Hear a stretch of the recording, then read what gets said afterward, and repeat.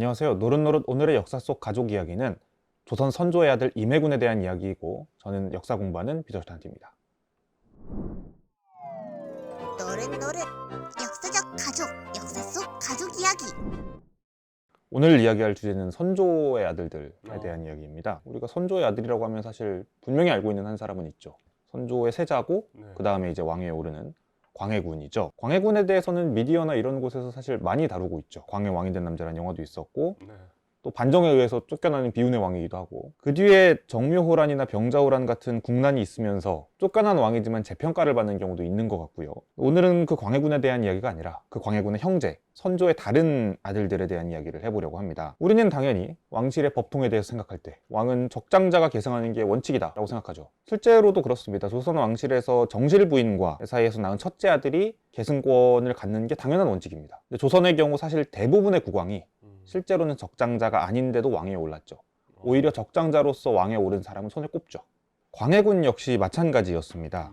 광해군은 선조의 적자도 아니고 장자도 아니었어요. 아들만 14명을 낳았으니까. 그런데 정실 부인이었던 의인왕후와의 사이에서는 자녀를 전혀 낳지 못했어요. 후궁의 소생들 가운데서 나이가 가장 많았던 사람은 1572년에 태어난 임해군입니다. 그리고 둘째가 그 3년 뒤인 1575년에 태어난 광해군이에요. 그러니까 광해군은 처음부터 왕이 될 운명이 전혀 아니었던 거죠. 평범한 상황이었으면 선조의 정실 부인에게 아들이 있었으면 그 아들이 가져가는 거고, 아니었더라도 그냥 형인 임해군이 왕이 되고 끝날 상황이었다는 거예요. 모두들 아시다시피 1592년에 일본이 조선을 공격하는 임진왜란, 조일전쟁이 벌어집니다. 이때 일본군은 상당히 빠르게 한양으로 올라왔죠. 1592년 4월 13일에 일본군의 조선 침략이 시작됐고, 선조가 서울을 떠나는 것이 4월 30일 내일입니다. 이런 위기의 상황에서 조선에는 아직 세자가 없었습니다. 전쟁 전에 세자 책봉이 이루어지지를 않았어요. 정실 부인과의 사이에서 아들이 있었으면 사실 이미 선조가 40을 넘었었기 때문에 세자 책봉이 이루어졌을 법한데 적자가 없이 다 서자였기 때문에 세자 책봉을 못한 거죠. 근데 전쟁이 나서 궁궐이 불에 타고 왕이 도망가는데 세자가 없으면 안 되죠. 왕이 언제 죽을지 모르는데. 네. 그래서 피난을 가는 게 4월 30일인데 피난을 가기 전에 이틀 전인 4월 28일에 결정을 해서 하루 전인 4월 29일에 세자 책봉식이 진행됩니다. 그리고 이 사람이 바로 우리가 아는 광해군이에요. 근데 뭔가 이상하죠. 아까 말했던 것처럼 광해군에게는 형이 있었어요. 물론 둘 다 서자지만 적자가 없으면 그 중에서라도 장자를 세자로 책봉하는 게 원칙이란 말이에요. 근데 그렇게 되지 않은 거죠. 광해군을 세자로 책봉하는 날, 전란의 와중이고 빨리 세자를 결정해야 되는 상황인데, 그런데도 불구하고 세자들과 선조 사이에 굉장한 눈치 싸움이 벌어집니다. 광해군을 올리는 게 맞는 것 같은데 누가 먼저 이름을 못 꺼내는 거예요. 선조가 이렇게 얘기를 합니다. 실록에서는 나라가 위태로우니 그 형태를 보존할 수가 없다. 대신들은 누구를 세자로 세워야 한다고 생각하는가? 대신들은 이렇게 대답합니다. 이것은 감히 신하가 말할 바가 아닙니다. 마땅히 주상께서 스스로 결정하셔야 합니다. 몇 차례나 반복하면서 밤이 깊었다고 합니다.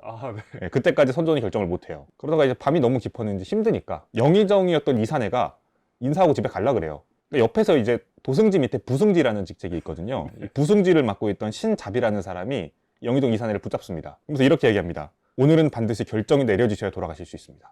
이렇게까지 되니까 결국 선조가 먼저 얘기를 합니다. 실록에 분명하게 이렇게 써 있어요. 약간 웃으면서 이야기했다고 써 있어요.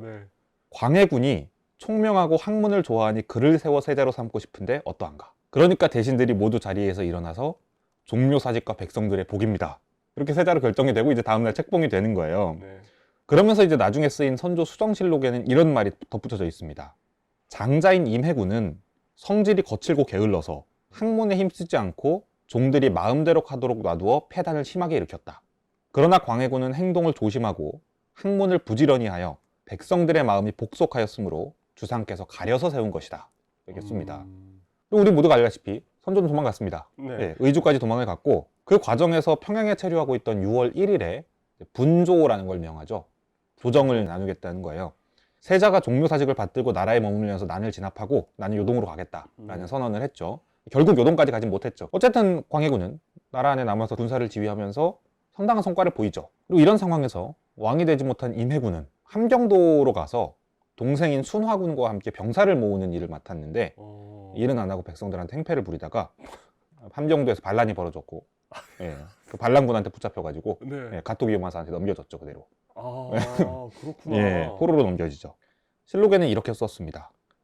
임해군이 일으키는 폐단은 한이 없어서 남의 농토를 빼앗고 노비를 빼앗아서 가난하고 곤궁한 백성들이 모두 자기 땅을 빼앗기고도 감히 항의 한번 하지 못했다. 그리고 사태는 갈수록 더 심각해집니다. 임해군이 부리는 노비가 백성들의 땅을 빼앗으려다가 살인이 벌어지고 임해군 본인도 궁궐 담장 안에서 사람을 살해하는 사건이 벌어집니다. 선조는 빼앗긴 땅만 이제 원래 주인에게 돌려주고 임해군 아래에서 이제 행패를 부렸던 노비들은 처벌하는데 임해군을 끝까지 처벌하지 않아요. 거기다가 이제 가장 문제가 된 사건이 도승지였던 유희서의 사망 사건이에요. 1603년에 유희서라는 도승지가 강도살인을 당하는데 이 강도를 잡고 봤더니 김덕윤이라는 사람이었고 김덕윤이 임해군의 종이었어요. 거기다가 이 김덕윤이 수사를 제대로 받기도 전에 의문사예요. 옥중에서. 그러니까 그 배후로 임해군이 매우 의심되는 상황인 거죠. 이런 상황에서도 선조는 그냥 임해군이 와가지고 울고 변명을 몇 마디 하니까 몇 마디 하고 위로해서 집에 보내요. 그리고 이런 일이 사실 임해군에게만 있었던 것도 아니에요. 정원군이라는 아들 같은 경우도 자기 처남을 과거 시험에 부정 합격을 시켜가지고 문제가 됐었고, 또 뇌물 받고 뭐 납치 폭행 사건도 있었고, 임해군과 같이 이제 가토기마사에게 잡혔던 순화군 같은 경우도 살인 사건이 여러 차례 있었고, 궁녀를 겁탈하는 사건까지 벌어지면서 이 사건이 굉장히 큰 사건까지 비화되죠. 그런데도 뭐 임해군, 정원군 이런 사람들은 큰 처벌을 안 받았고 결국 선조가 죽을 때까지 별다른 처벌을 안 받았어요. 그리고 광해군이 즉위를 하니까 그제서야 제대로 처벌이 이루어지기 시작하죠. 광해군이 즉위하고 거의 보름도 안 돼서 임해군이 역모를 꾀한다는 상소가 올라옵니다. 추문이 시작이 됩니다. 광해군 입장에서는 사실 약간의 정통성 문제도 있었을 거고, 그리고 이 역모 사건이 실제가 아닌 것으로 추정되는데도 임해군의 처벌을 반대하는 사람은 없다시피 했어요. 결국 동생인 광해군은 형인 임해군을 체포해서 귀양을 보냈고, 귀양지에서 임해군은 얼마 지나지 않아서 사망합니다. 사망 이유는 알려지지 않았지만 원래 왕족을 살해할 때는 이유를 밝히지 않죠. 광해군 정권에 의해서 살해된 것으로 보입니다. 결국 통제되지 못한 임해군과 여러 왕자들의 행동은 전쟁을 겪었던 조선과 그 왕실에 큰 상처를 남긴 셈이었죠. 예. 그리고 그건 어떤 의미에선 나중에 광해군이 겪어야 됐던 파국과도 관계가 없다고 말하기는 어렵습니다. 노릇노릇. 오늘 이야기 재밌게 들으셨나요? 앞으로도 저희의 이야기와 함께하고 싶으시다면 노릇노릇 구독과 좋아요 부탁드립니다.